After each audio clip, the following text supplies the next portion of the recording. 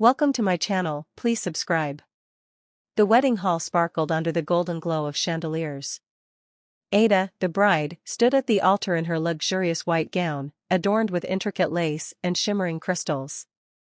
Her radiant smile lit up the room as she exchanged vows with her groom, Emeka, who wore a sleek black tuxedo that fit him like a glove. It was a day of love, laughter, and celebration. Among the crowd was Nkechi, Ada's childhood best friend, in a dazzling emerald gown. Her eyes glimmered with something more than joy, envy and resentment brewed beneath her carefully crafted smile. As the reception progressed, Nkechi handed Ada a beautifully wrapped gift. "For you," she said, her voice sweet but her gaze piercing.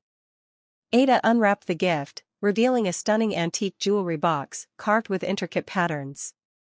Inside lay an ornate golden necklace, its gemstones catching the light. The crowd admired the gift, unaware of the sinister intent behind it. As Ada clasped the necklace around her neck, an eerie chill ran through her body. She brushed it off as nerves and focused on enjoying her special day, oblivious to the shadow of darkness creeping into her life. After the wedding festivities, Ada and Emeka retired to their suite, a luxurious room draped in rich fabrics and adorned with flowers. Ada sat before a grand mirror, her gown flowing like a river of silk, and admired the golden necklace Nkechi had gifted her. "Isn't it beautiful?" she asked Emeka, who stood behind her, loosening his tie. "It is," he replied, though something about the necklace unsettled him. The gemstones seemed to shimmer unnaturally, casting faint shadows that didn't match the room's lighting. As the couple prepared for bed, Ada began to feel a strange tightness around her neck. She tugged at the necklace, but it wouldn't budge. "It stuck," she whispered, her voice trembling slightly. Emeka tried to help, but the clasp wouldn't open. "We'll deal with it tomorrow," he reassured her. Exhausted from the long day, they climbed into bed.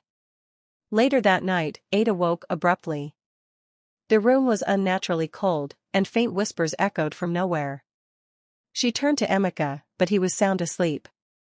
The necklace around her neck felt heavier, almost as if it were pulling her down. When she looked into the mirror across the room, her reflection stared back with glowing eyes. Ada screamed, waking Emeka, who jumped out of bed. "What happened?" he asked, his voice filled with concern. Ada pointed to the mirror, but her reflection now appeared normal. I saw something," she stammered. Emeka brushed it off as stress from the big day, but Ada couldn't shake the feeling that something was wrong. The next morning, Ada hesitated to tell Emeka about the strange events of the night. She worried it might sound like a nightmare or stress-induced hallucination. Instead, she decided to go about her day, but the unease never left her. As they returned to their new home, a grand mansion gifted by Emeka's wealthy family, Ada noticed something strange. The golden necklace felt heavier, almost as if it were alive. She tried to remove it, but again, the clasp refused to budge. "Still stuck?" Emeka asked, concerned. He tried using scissors to cut the chain, but the blade snapped as though the necklace were made of unbreakable steel. That evening, while unpacking her belongings, Ada found the ornate jewelry box Nkechi had gifted her alongside the necklace. As she opened it, a chill filled the room. Inside was a folded piece of parchment with strange symbols scrawled in red ink. "What is this?" Ada muttered, but before she could inspect it further, the lights flickered, and the room plunged into darkness. "Emeka," she called out, her voice trembling. "I'm here," he replied, entering the room with a flashlight. "The power's out." "Probably a fuse." But Ada wasn't listening. Her attention was fixed on the parchment, which now seemed to glow faintly. Suddenly, the necklace around her neck burned her skin, and she screamed. Emeka rushed to her side. "Ada, what's happening?" "I don't know." "The necklace, it's burning me," she cried, clawing at her neck. Emeka tried to pull it off again, but the necklace tightened further, as though it had a will of its own. The shadows in the room began to shift, moving unnaturally. A dark figure emerged in the corner, barely visible, but unmistakably human. "Who's there?" Emeka shouted, shielding Ada behind him. The figure stepped closer, its face partially hidden, but the sinister smirk was familiar. It was Nkechi. Or at least, it looked like her. "You can't escape," the figure whispered before vanishing into the shadows. Ada trembled in Emeka's arms as the darkness in the room seemed to thicken. The sinister figure of Nkechi had vanished, but the echo of her whisper lingered. "You can't escape." "We need to leave this house," Emeka said firmly, helping Ada to her feet. "But how can I explain this?" Ada said, clutching the glowing necklace and the mysterious jewelry box. "Nkechi, she was here. Or something that looked like her." Emeka tried to calm her. "We'll figure this out. Let's call a pastor or someone who can help us." As they prepared to leave, the house groaned as though it were alive. Doors slammed shut, windows locked themselves, and the air grew unbearably cold. "We're trapped," Emeka whispered, his voice trembling. Suddenly, the jewelry box in Ada's hands flew open, and the parchment inside burst into flames, revealing more strange symbols etched beneath the fire. The flames didn't burn the box, but Ada felt a surge of pain in her neck as the necklace grew even tighter. "What does Nkechi want?" Emeka demanded, looking around the room. The walls began to pulse with shadows, forming grotesque faces that sneered and laughed. From one of the shadows, a voice echoed, sounding both like Nkechi and something unearthly. "She doesn't want you happy, Ada," the voice taunted. "She wants you to suffer, as she has suffered." "Why? I've done nothing to her." Ada shouted back, tears streaming down her face. Emeka suddenly remembered something. "Ada, didn't Nkechi tell you about that time she had feelings for me? Back when we first met?" Ada's heart sank. "You mean, she's still bitter about that?" The shadows laughed again, louder this time. "You stole everything she desired, Ada. Your happiness, your love, your life, none of it belongs to you." Desperate measures. The grotesque faces on the walls twisted and laughed louder, filling the room with a cacophony of malevolent joy. Emeka held Ada tightly as she sobbed, the necklace glowing brighter and pressing painfully into her skin. "We can't let this thing control us," Emeka said, his voice shaking but resolute. He glanced at the jewelry box. "There must be a way to break this curse." Ada clutched his arm. "Emeka, we need help." "I don't think we can do this alone." Emeka nodded. "I know someone who might help. Pastor Ease. He's dealt with things like this before." The walls pulsed ominously as if reacting to Emeka's plan. The grotesque faces sneered. "You think a mere mortal can stop us?" the voice mocked. Ignoring the taunts, Emeka pulled Ada toward the front door. But just as they reached it, the door slammed shut with a deafening bang.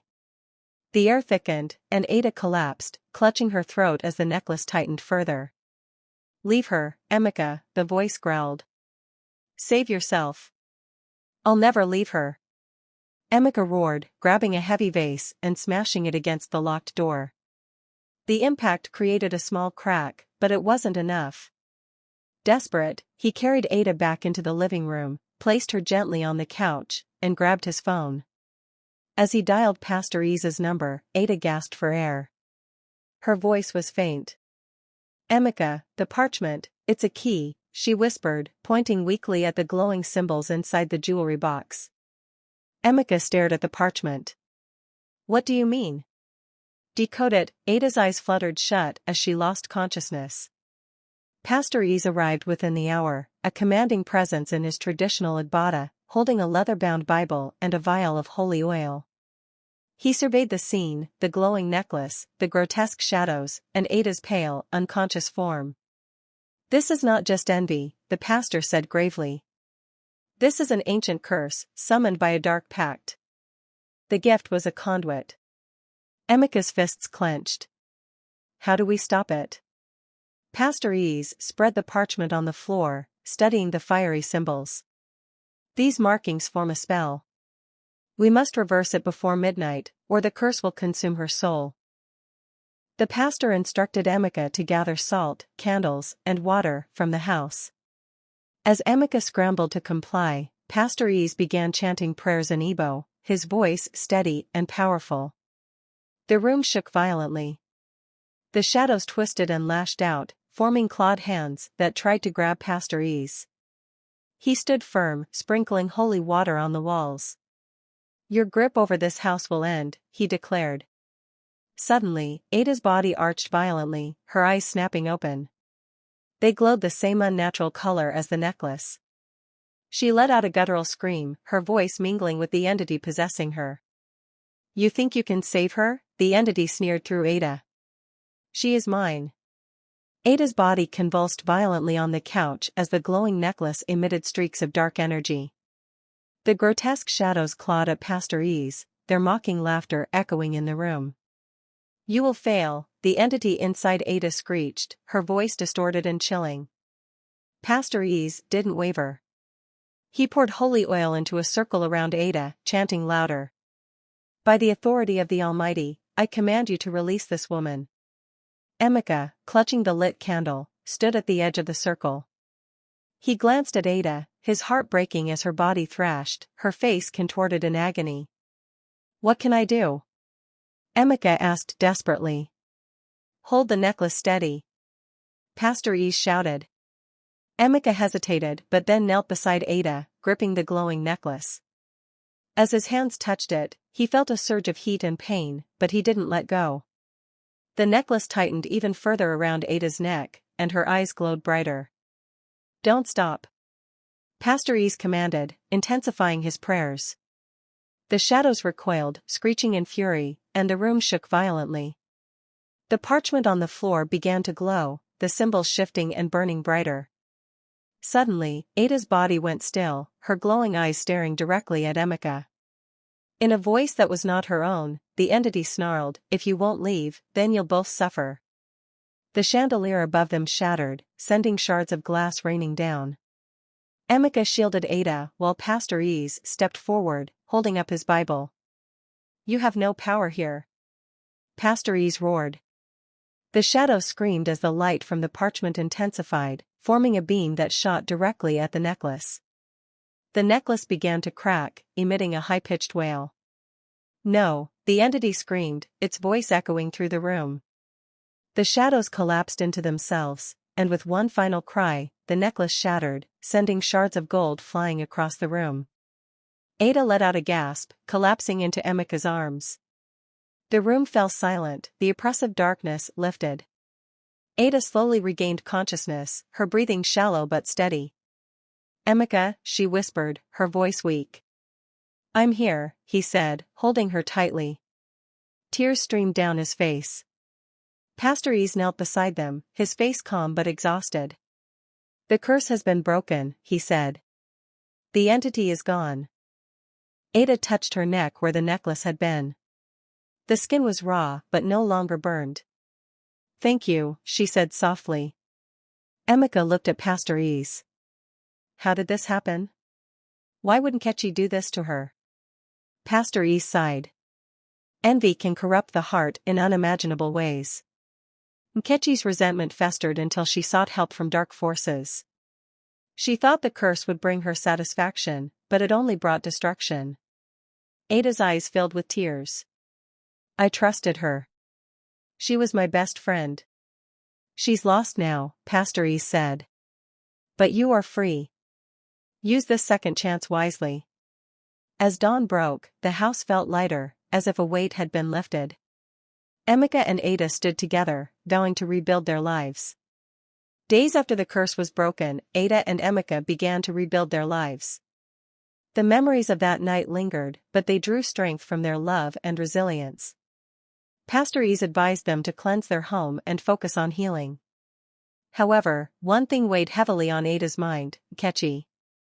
She had to confront the woman who had once been her best friend but had turned into the source of her suffering. One sunny afternoon, Emeka and Ada drove to Nkechi's house, a modest but well-kept bungalow. Ada's heart pounded as she knocked on the door. After a moment, Nkechi opened it, her face lighting up with a fake smile. "Ada, Emeka." "What a surprise," Nkechi said, feigning innocence. Ada didn't respond to the pleasantries. Her voice was cold and firm. "We need to talk." Nkechi's smile faltered. She stepped aside, allowing them in. They sat in the living room, a stark contrast to the luxury of Ada's home. Nkechi perched nervously on the edge of a chair, avoiding Ada's piercing gaze.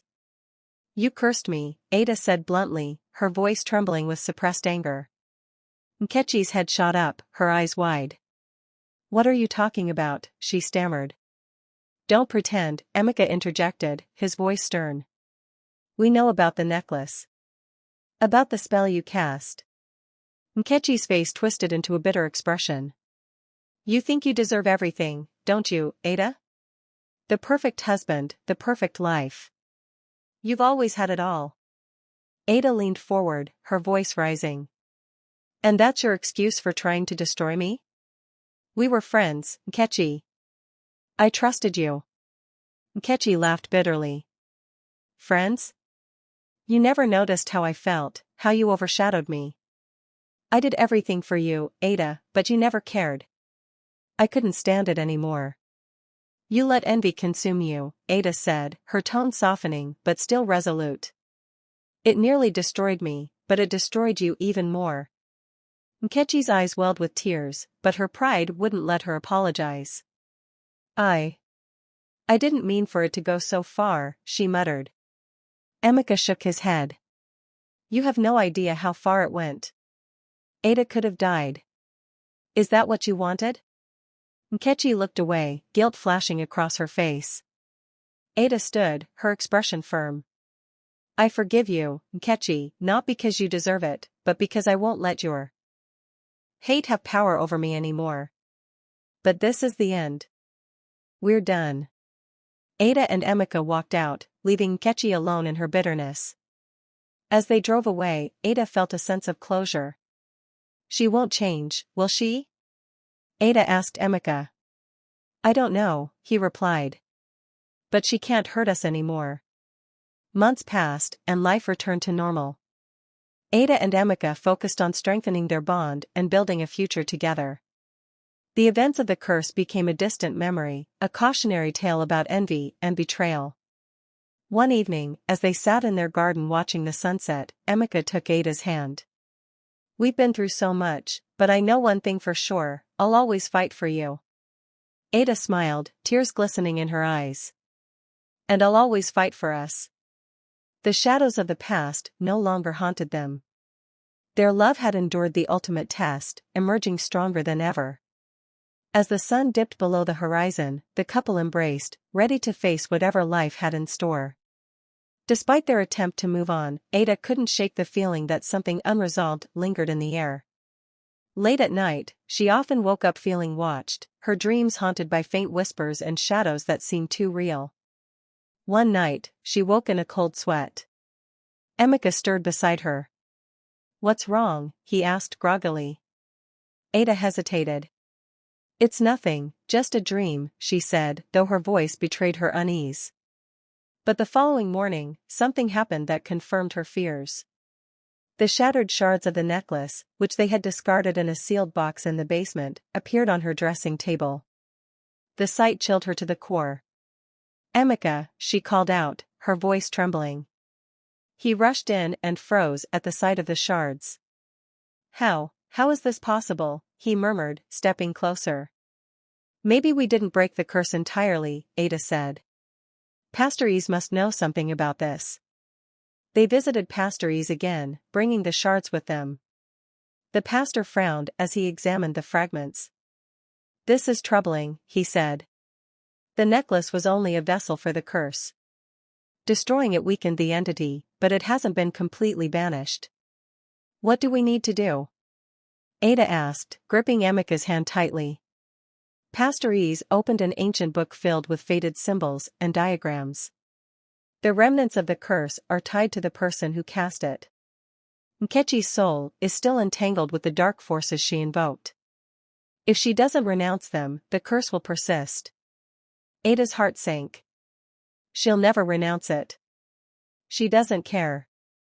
"She might, if she understands the cost," Pastor Ease said gravely. "These forces demand a price. If she doesn't release the curse, it will consume her entirely." Reluctantly, Ada and Emeka returned to Nkechi's house. This time, they brought Pastor Ease with them. Nkechi answered the door with a wary expression. "What now?" she snapped, her hostility barely concealed. Pastor Ease stepped forward, his presence commanding.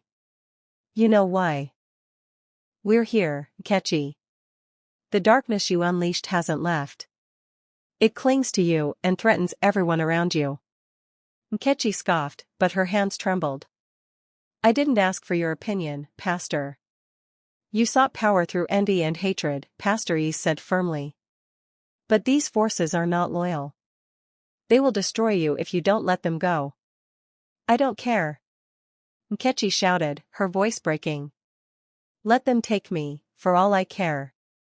At least I won't be invisible anymore." Ada stepped forward, her voice soft but steady. "You're not invisible, Nkechi. You were my best friend. I loved you like a sister. You could have had everything, without this darkness." Nkechi's eyes welled with tears, but she turned away. "It's too late for me." "No," Pastor Ease said. "It's never too late. Renounce the curse, or it will consume you entirely."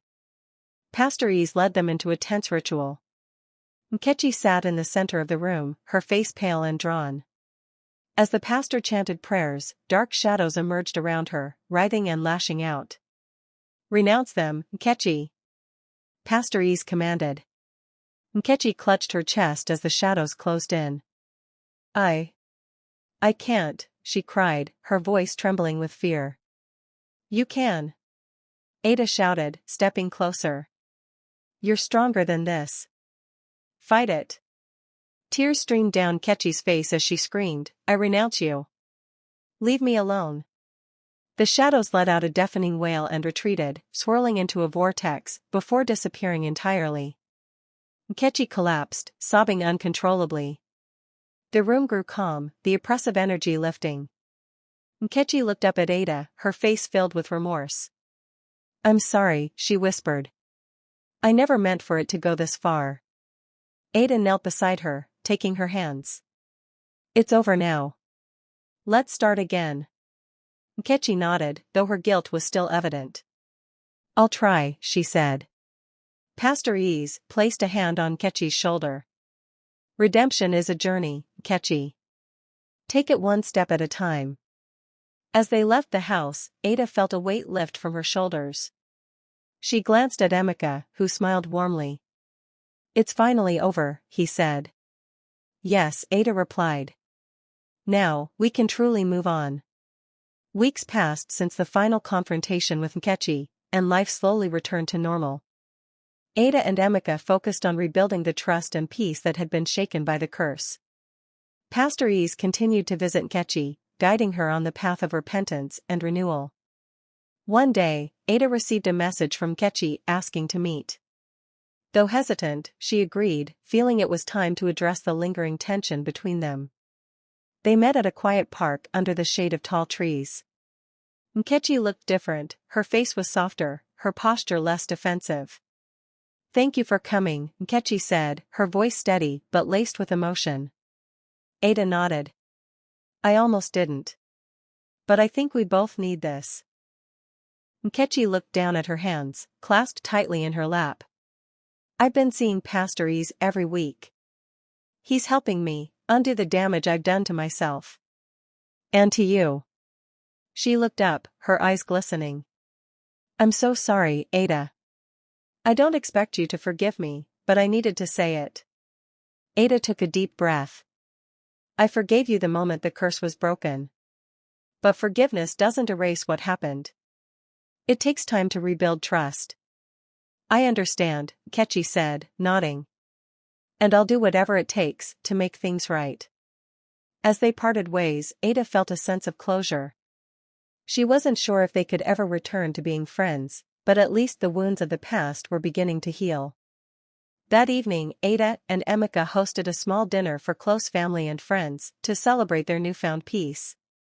The house, once filled with shadows and fear, now felt warm and inviting.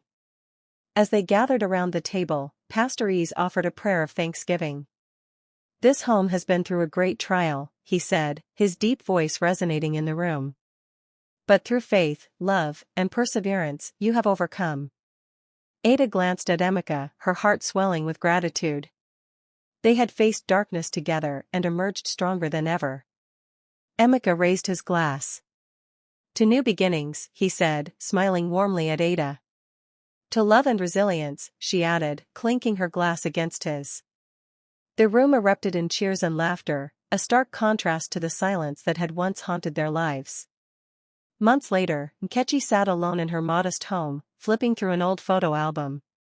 She lingered on a picture of her and Ada, taken during happier times. A small smile crossed her lips. But as she closed the album, a faint chill ran through the room. She looked around, uneasy. On her dresser, a small, ornate mirror, one she didn't remember buying, reflected her face. But the reflection wasn't smiling. Nkechi froze as the mirror's surface began to ripple like water. A dark figure appeared within, its voice a low, menacing whisper. You think you're free? You still owe us. Nkechi's scream echoed through the empty house, leaving her fate uncertain. After the unsettling encounter with the mirror, Nkechi found herself spiraling between guilt and paranoia. Pastor Isa's guidance had brought her some peace, but the weight of her actions still loomed over her life. She decided to meet with Ada again, hoping to find solace and perhaps a new beginning. Ada welcomed Nkechi hesitantly into her home. The air between them was thick with unspoken words. I keep feeling like they're still watching me, Nkechi confessed, her voice barely above a whisper. Ada studied her friend, noticing the deep shadows under her eyes. You have to let go completely, Nkechi. Pastor Isa said the curse feeds on unresolved pain. Forgive yourself, and maybe they'll lose their grip. Tears welled up in Nkechi's eyes. It's hard, Ada. But I'll try. Weeks later, Nkechi began volunteering at her church, finding solace in helping others. Slowly, her smiles became genuine, her laughter lighter. But the shadows lingered, just out of sight. One night, after attending a service, Nkechi returned home to find the ornate mirror shattered on the floor. The broken shards reflected countless dark, glaring eyes. The air grew cold, and the familiar voice whispered, "Did you think you could escape us?" Meanwhile, Ada and Emeka embraced their newfound peace. They dedicated their time to charity work and reconnecting with family. The curse that once haunted them became a distant memory, though they were forever cautious. At a family gathering, Ada watched the children play in the garden and turned to Emeka. I think it's time, she said, smiling softly. Time for what? He asked. To grow our family, she replied. Emeka's face lit up. Then let's start this new chapter. They embraced, the sunlight washing away the remnants of the dark shadow that had once loomed over them. What did you learn from this story? Thank you for watching.